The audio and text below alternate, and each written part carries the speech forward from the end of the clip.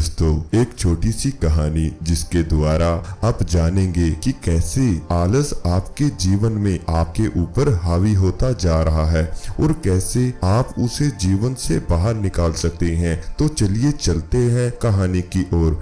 एक बार एक नौजवान लड़का एक महात्मा के पास आता है और उनसे पूछता है कि मुझे आलस क्यों आता है। फिर वे महात्मा उस लड़के को उत्तर देते हुए कहते हैं कि आलस आने के दो कारण हैं। पहला कारण यह है कि जीवन में कोई बड़ा लक्ष्य न होना और दूसरा कारण है कि हमारा मन और शरीर कैसे काम करता है उसकी समझ न होना। जिसके जीवन में कोई बड़ा लक्ष्य नहीं है उसके जीवन में तो आलस आ ही जाता है और उसके जीवन से आलस को निकालना बड़ा कठिन हो जाता है। लेकिन जिसके जीवन में कोई बड़ा लक्ष्य होता है और लेकिन उसे अपने शरीर और मन की समझ नहीं है, वह भी आलस की चपेट में रहते हैं। हमारा मन बहुत ही बड़ा कलाकार है और वह हमें मूर्ख बनाने में ज्यादा समय नहीं लगाता है। अगर तुम ध्यान करना चाहते हो तो यह तुमसे कभी नहीं होगा। ध्यान करने के लिए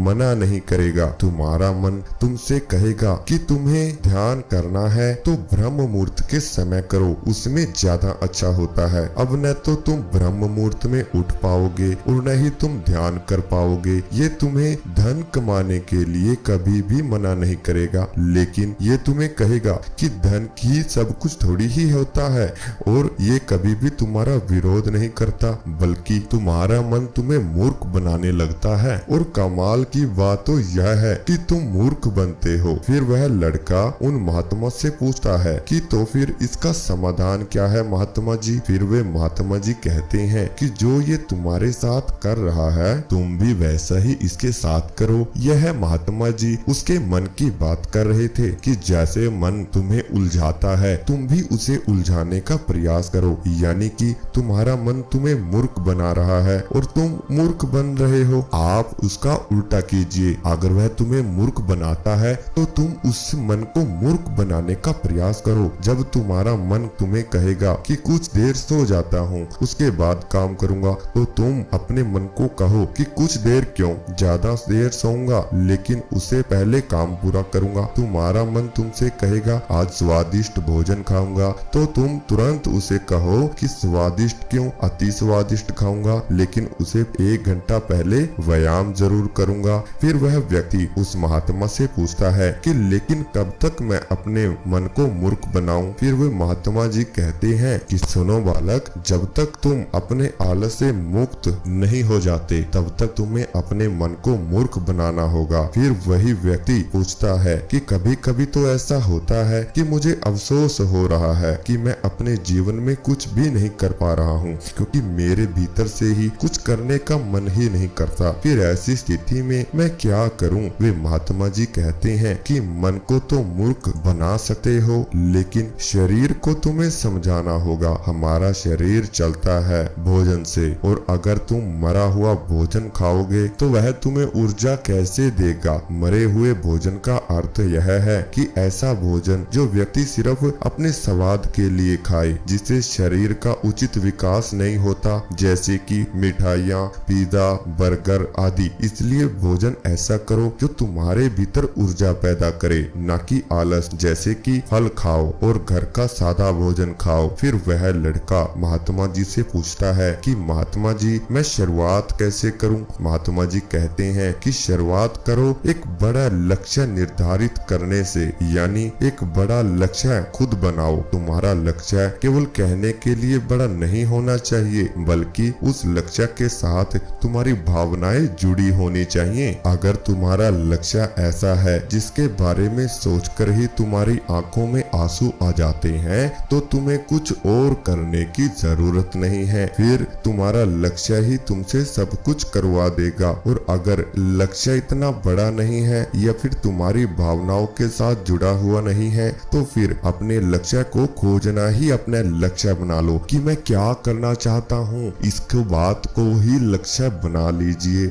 जिस प्रकार भगवान गौतम बुद्ध ने बनाया था, उन्हें पहले अपना लक्ष्य थोड़ी ही ना पता था। कि वह वहां मिल जाएगी मंजिल। उन्हें नहीं पता था कि उन्हें मंजिल कहाँ मिलेगी। वे तो सिर्फ अपने लक्ष्य की ओर निकल पड़े थे। आशा थी मन में, लेकिन वे भी टूटने लगी थी। लेकिन अंदर से प्यास इतनी गहरी थी कि वे लक्ष्य को पाकर ही रहे। जब तक तुम्हें यह नहीं पता चलता कि तुम्हारा लक्ष्य क्या है, तब तक तुम अपने मन को मूर्ख बनाते रहो, जैसे वो तुम्हें बना रहा है। कोई भी व्यक्ति शराबी बनना नहीं चाहता है, लेकिन उसका मन उसे मूर्ख बनाकर एक शराबी बना देता है। कोई भी व्यक्ति चोर बनना नहीं चाहता है, लेकिन यह मन उसे बार बार मूर्ख बनाकर उसे एक चोर बना देता है। एक बात तो तुम हमेशा याद रखना कि जब तक तुम बुद्धि से ऊपर उठकर बुद्ध नहीं हो जाते, तब तक तुम्हारे आसपास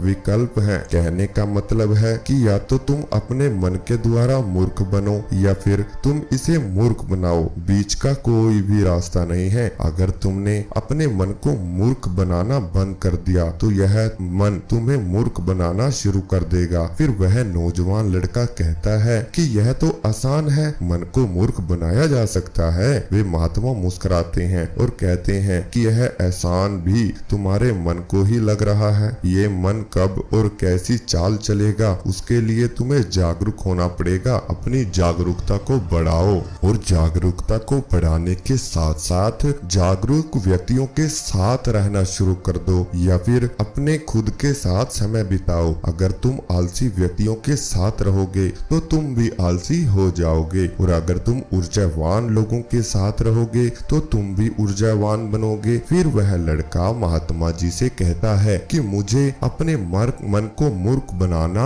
अभी और इसी वक्त से शुरू कर देना चाहिए। महात्मा कहते हैं कि हाँ, सही कहा तुमने, सही समय की प्रतीक्षा करना भी इसी मन की एक चाल है। इसलिए अभी और इसी वक्त से काम पर लग जाओ। अगर आप अपना आलस दूर करना चाहते हैं तो आप भी कोई लक्ष्य चुनिए। फिर तुम्हारा मन कहेगा कि आज नहीं, मैं कल से कोई काम शुरू करता हूँ। लेकिन तुम इस मन को मूर्ख बनाओ, उसे कहो कि आज ही और अभी मैं इस काम को शुरू करूंगा, कल का इंतजार क्यों करूं। जब आप ऐसा करना शुरू करेंगे तो आपका आलस चुटकियों में दूर हो जाएगा और आपका जीवन सफलता की ओर बढ़ना शुरू हो जाएगा। ऐसी ही और इंटरेस्टिंग स्टोरी सुनने के लिए चैनल को सब्सक्राइब करें, बेल आइकन को प्रेस करें।